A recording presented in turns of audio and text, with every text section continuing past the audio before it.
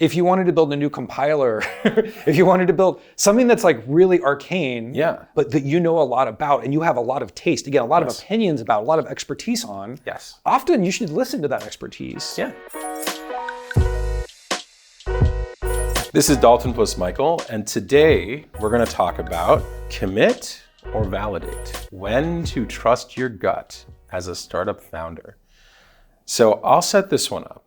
I find myself encountering two situations at YC. Situation one is a founder who used to work at a company, built something extremely valuable at that company. It was deployed.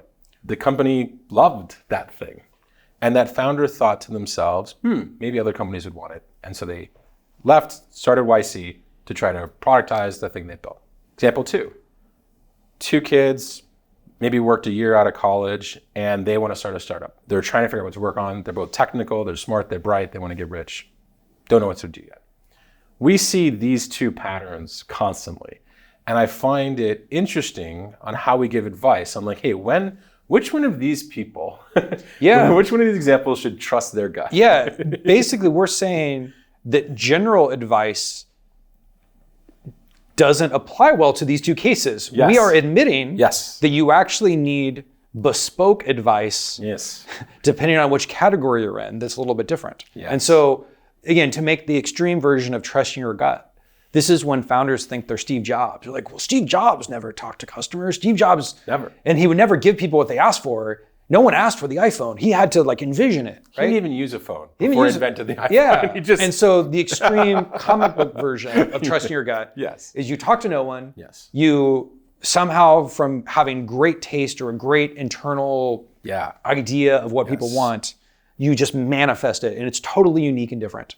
And the opposite extreme is the comic book version of, the mom test. I don't know anything. I have no ideas at all. I'm going to only talk to people and have them tell me the ideas and have no opinion. I'm going to assume that I know nothing and all my instincts are wrong. In my mind, the perfect version of not trusting your gut is like the typical investor. Like, I'm just going to hedge. I'm going to invest in a lot of different things and see what works. I can't even commit to one thing. Because sometimes we talk to founders that are like, we don't know what to work on, so our plan is to talk to people and they'll tell us what to work on. And we're like, great, how's that going? Right? Tricky. So it's 0% trusting your gut. All right, so let's say you're in that first category. Let's say that you have expertise. You're solving your own problem. You've done something that's created value, either for a lot of people or maybe even just a few. How should you think about the challenge of bringing a product to market slightly differently? Yeah, I think we would argue that if you were inside of a company, you built a tool, everyone at the company uses the tool, it's still being used even though you don't work there anymore, you probably know more than you think. And that it's probably okay to trust your gut more than you think, that you do understand a problem or that you have a unique insight. You've developed some taste. And to the extent, in other aspects of your life, say you built consumer products, say you built an iPhone app that was like pretty popular, and you've gone through that whole thing, and you have an idea for a new iPhone app, well, I think you might, you understand what it takes to build and launch one of these things. And so you might have, it might be a better idea to follow those instincts a little bit more than thinking you have having no confidence in your instincts at all. And so the more you've developed this expertise, the more you can self-discern that other people validate that things you've done in the past are good. It's not just in your own mind, you're an expert. Those folks should feel, I don't know, like I think it's sometimes helpful to just be like, no, you should just listen to your instincts and just do the thing. You know more than most people, so listen to yourself to get this off the ground. I often find myself saying in this situation, like, make something that would impress you. Like, make something that you would be proud of. And then, you can sell that to other people like you. And so I think that's kind of a really cool superpower when you can be like, oh yeah, I can tell whether this is good because it's solving a problem I have or a problem I've solved before.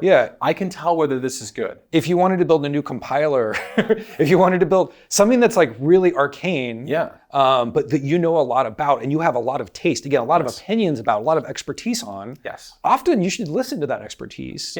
Well, and I think that's what's fun for us as advice givers is sometimes we get to work with those kinds of people, and the biggest mistake we can make is try to have opinions. It's like, build what you want. Would you have liked this? Would you have bought it?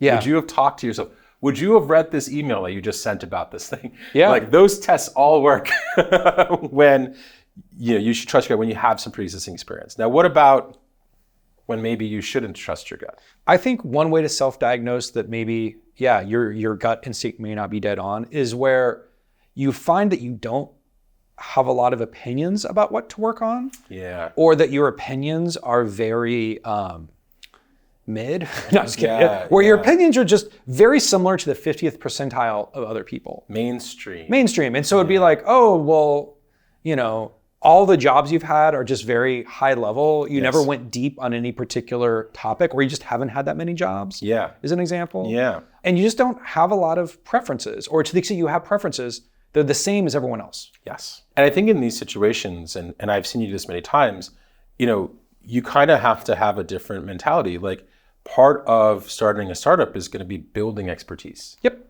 You're not bringing expertise, you have to build expertise. And I've seen you say this a lot, where it's like, hey, if you can start in a good general idea area, a good place where like you might think building expertise here will be valuable. And if you don't over hamper yourself with a complicated plan, you give yourself opportunity to figure something out, And I think that we're not trying to say one path is better than the other. We're trying to say, like, be self-conscious of whether you're bringing expertise or building expertise, and then implement a plan based on that. and exactly. So let's give a concrete example. Here's one. Let's imagine that you want to work on a new real estate related software company. That's your startup idea. Yep. And in category A, let's say that you have 10 years of experience working as one of the founders was a real estate agent. Yes. Or one of the founders worked at a mortgage underwriting company for 10 years. Yes. And built software around mortgage underwriting. They have a startup idea, and they're like, we think that mortgage underwriters want X. Yeah. What should we do to validate this? It's like, well, you probably are right. Or like your judgment about knowing what mortgage underwriters want, if you've been building software inside of a mortgage underwriting company for 10 years. It's probably pretty good. Probably pretty good. And you probably know way more than the average bear about this stuff. You've probably tried other products. Yeah. You've probably been disappointed by the what alternatives. Vendors are available. You know why things work and why, And so those kinds of people should probably trust their gut quite a bit about what mortgage underwriters want. Yes. Now let's use a different example. With exactly the same idea, a mortgage underwriting software startup for real estate, and the founders have no experience whatsoever in the industry. Just great software development. Maybe they've not even bought a house before. Well, let's just say they bought a house. Okay, we'll give them that. All right. That's why they're interested. They bought a house. And they have some ideas where they're like, well, we think the real estate industry is broken, and it's weird that it works this way, and so we just think we can fix it. Yeah. And you kind of ask, well, how much research have you done, or how many people have you talked to in the industry? None. Yeah. And they don't know anyone.